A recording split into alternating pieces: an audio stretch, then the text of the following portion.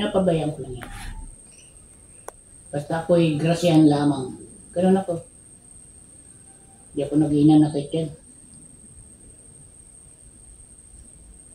Yung iba, nababalitaan ko, mga nag-inanakit. Sa akin ka ako hindi. Wala sa akin yun. Pag inanakit, wala sa akin yun. Wala kang magagawa.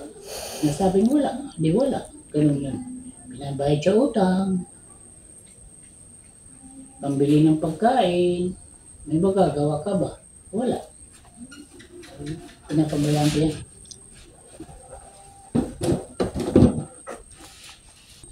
Ngayon, humihingi. Huwag mo na sasagutin. Yan ang gamot. Pamasko daw. Nako! Di ba tumawag nga sa'yo, nakausap mo?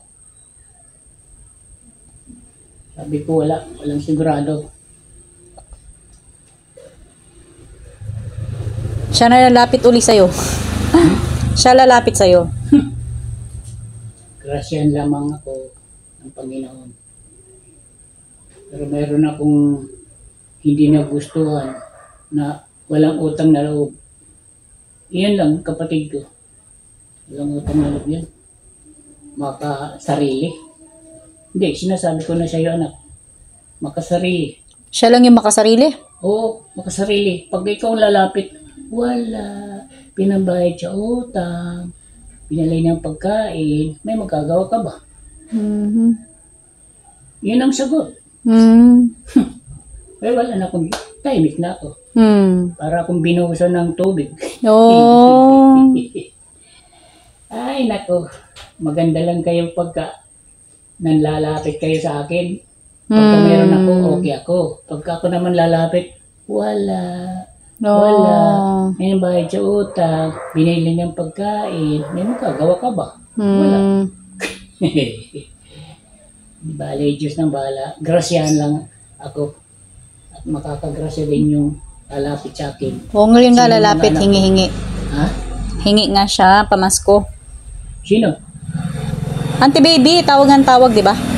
Huwag ka na magkano dyan. Maganda. Oh, hindi ko nga sinasagot kasi sabi mo, wag sagutin. Huwag sasagutin. Ipadala lang sa Palawan. Naku! Padala ko daw sa Palawan. Ano ng boses nila, pero pagka kung ano, mabuti nalaman ko sa'yo. Kaya yan ang value na wag mo papansinin, wag ka magkaano dyan. Dahil ako, nag-ano sa kanila, wala, alam mo na yung ano, hindi mo malapitan.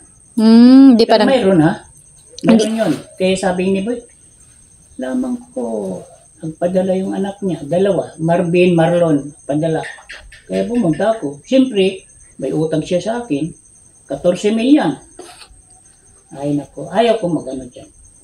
Mag-komito. Na ibabanggit ko lang sa'yo dahil may kwento ko naman sa'yo yung gano'n. Nako, akong lalapit, wala.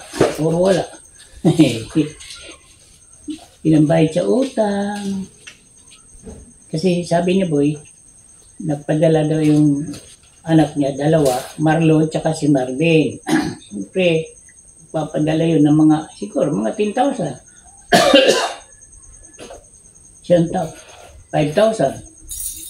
Kasi ang sagot lang naman ng kapatid ko, binili namin ng pagkain, bigas, utang, ay may magagawa ka ba? Wala.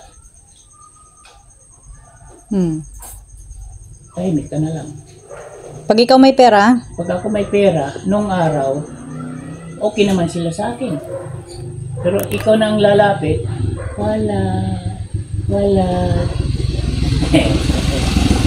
Papa. Ay, nako. Matatawa ka lang dyan sa kwento ko. Kasi yung sagot, wala. Puro sagot sa'yo, wala. Oo, wala. Yan talaga ta. Yan ang sabi ni Boy. Dalawang anak niya na nagtatrabaho. Pinadala ng dalawang anak. So, siya palagay natin. 5,000. Bigyan man lang ako ng ano, may utang sila. Hindi makabayad. Sinasabi ko lang sa iyo. Kasi ako nanghihiram, wala. Puro wala.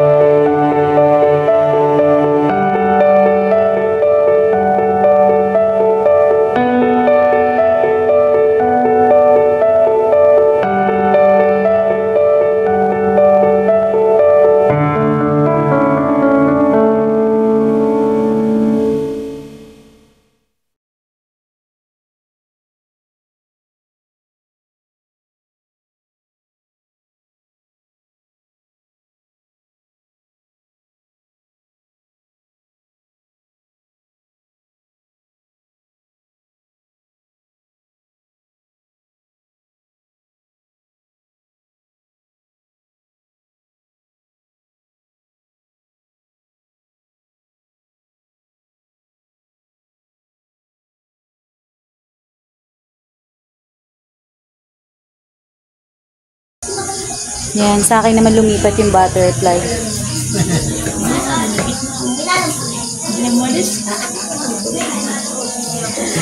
Yung mga ninuno po siguro natin, alam po yung meaning.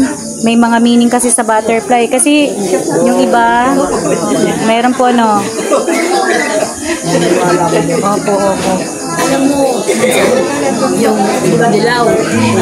Opo, may mga meaning. Opo. Naniwala ko dyan kasi dati, kung talagang wala akong prepare, ano? Mayroon naman kita kung lumilipad, umiikot sa akin. Sa kumila. Sino kayo magpapadala sa akin? Ha? Ah, Malaman ay, naman. ito po yung sundalo. Po. Set up lang po namin yung speaker. Ay, sige po, sige po. Ito lang po yung picture. Magpapa-picture tayong lahat. O, sige. Ako, Para siselfie ko lang sa si Sir Ronald, nagtulong sa amin dito sa sa cemetery. Ano pong tawag, sir, yung ng office of the public cemetery. Public Cemetery Office? Ano yung Opo. pangalan po, sir? Ronald de la Cruz. Si Sir Kaya Ronald yung de la ano ko, motto ko. Opo. Ayan yung motto Para niya. ma-service. Bringing better services to the people of Bamban. Okay, kasi dahil si Papa taga Bamban na, kaya dito na po siya sa sa Dapdap. Ayan. Ang ano po namin, yung service namin, i-assist namin sa hanggang death certificate, hanggang sa burial. Opo. Kasama na sa programa ng Mayor's Office yan. Opo. So, wala naman ko yung babayaran sa amin, maliban dun sa aming lote kasi is 15,000 dati ano yan, private. So, libre na po yun. Ang babayaran nyo lang is yung labor and materials ng postas ng Opo. burial. Opo, opo. So, mahal po sa ibang memorial. Eh ito yung pinakamababa. Opo. Semi-private siya. Opo. At maganda naman po, accessible. Lalo na sa araw ng patay, kung Catholic kayo, eh maraming parking. Opo. Sa yung geographical location niya sa ano. Pwede kang lumabas ng Balacat, pwede kang lumabas ng Capas, pwede kang lumabas ng Mumbai. Opo. Very accessible po yung ano. Ang trabaho po namin is, yun, maserbisyo yung tao na hanggang sa Maynibig. Okay po. Okay. Ano, sa Office of the Mayor. Ayun. Si Sir Ronald po yung tumulong sa amin dito sa sa administrator. Opo. Dr. Public Cemetery. Ayan, sa mga gustong dito lang po kayo kay Sir Ronald. Haha. Oh, marami po siyang tinutulungan dito. Ayan, papunta na po kami sa kasama daw yan sa kanyang puso. Ganun eh. Ayun na po. Sandali lang.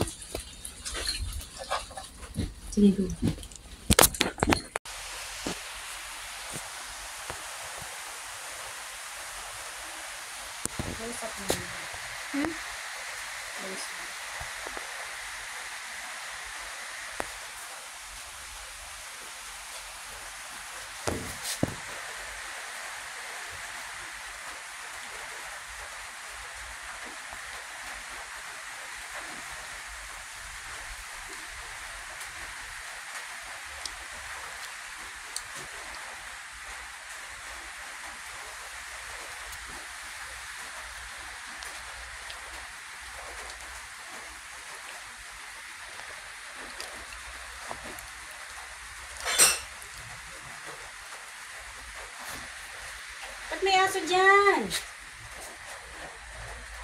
Lo, bakit may aso po dyan? Makakabasag yan dyan eh.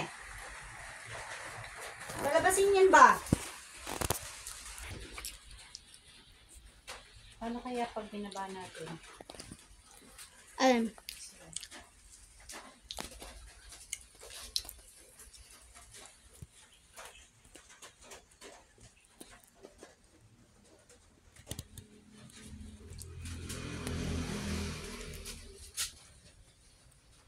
Basta nga.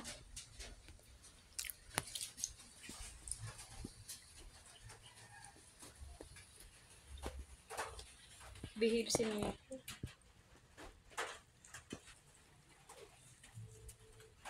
Diba? Mas ma-behave yan kaysa kay Meka. May mga punta sila. Naka-steady lang si Meka. Palaban na muna natin ito.